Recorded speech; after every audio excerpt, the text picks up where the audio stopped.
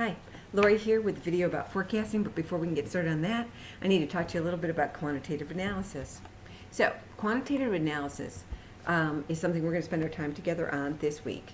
It just means you're going to analyze numbers to get a better understanding of something.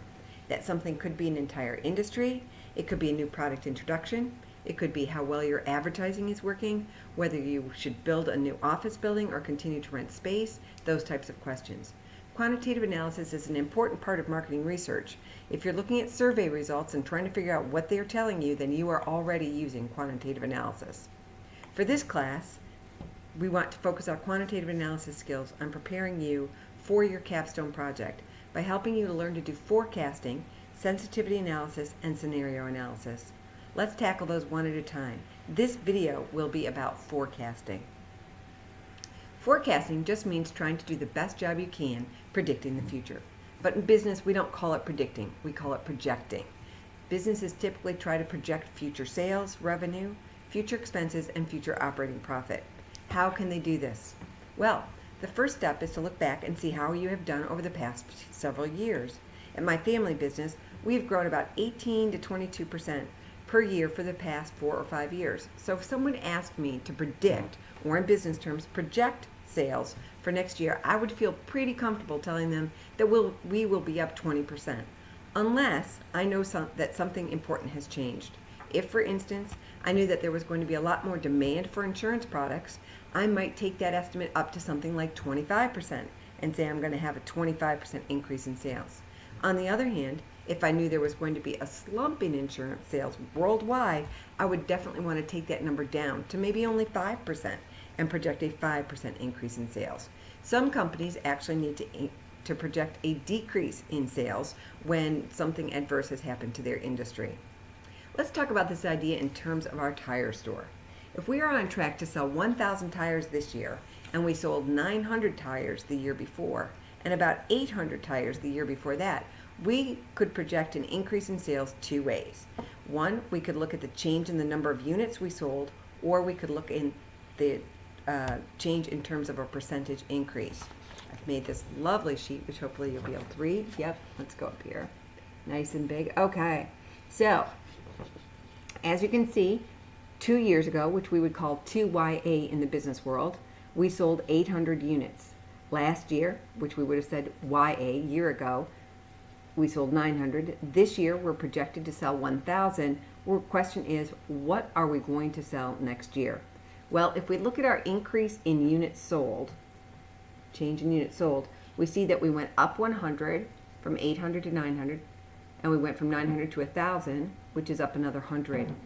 Based on that, we would say that our sales would be 1,000, this year's current sales, plus 100 or 1,100 units. And that's doing it based on the number of units as our projecting mechanism. However, most businesses use percentage change. That's a percentage change. And in that case, we want to look at this year's year ago sales, 900 divided by 800, which gives us 1.125 or a 12.5% increase in sales. How did I get that 12.5? Well, I took my 1.125 and I subtracted 1 because that means I'm doing just the same as last year. And then I moved the decimal point over 2 spots to get to my percentage. So that's 1.125 minus 1 equals 12.5%. Let's do that again for our current year. We had 1,000. We had 900 the year before. Looking up there, that gives us 1.11. Subtract our 1 and move the decimal point over. That's an 11% increase. So based on that, I'm going to say that on average, we have had an 11.75% growth in the percentage, 11.75% average growth in sales. If I then use that to project, I take my 1,000, which is my current year sales, times my percentage projected growth, which is 11.75, or in this case, I convert it back to a decimal point and multiply by 1.1175, and I get 117.5 tires. Since we're not likely to sell half a tire, I'm going to round it down and say 1,117 tires. And that is how we go ahead and do projections.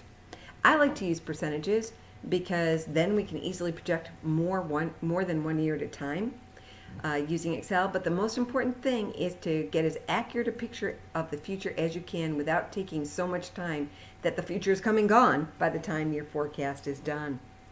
Most forecasts project 3 to 5 years out into the future. You will see longer time frames, but most people agree that it is hard to forecast further than 5 years accurately with any degree of certainty. After all, not only are the conditions for your specific company constantly changing, but the world economy is also in flux, and we simply cannot predict the next economic downturn or the next war or natural disaster that might affect your business in addition to the actions that you take. We will be using Excel to forecast for our tire store. We're going to create an entire forecast for our tire store using projecting revenues and expenses so that we can see what our operating profit might be in the next 3 to 5 years. Please watch that video, and then you're going to work on your own assignment, which is to create a forecast in Excel for the business that you submitted a budget for as part of your assignment for last week. In all circumstances, when you are forecasting, it's very important to make it very clear what your assumptions are so that the people who are looking at your forecast can understand why you're projecting what you are. That's it for this lecture. Thanks.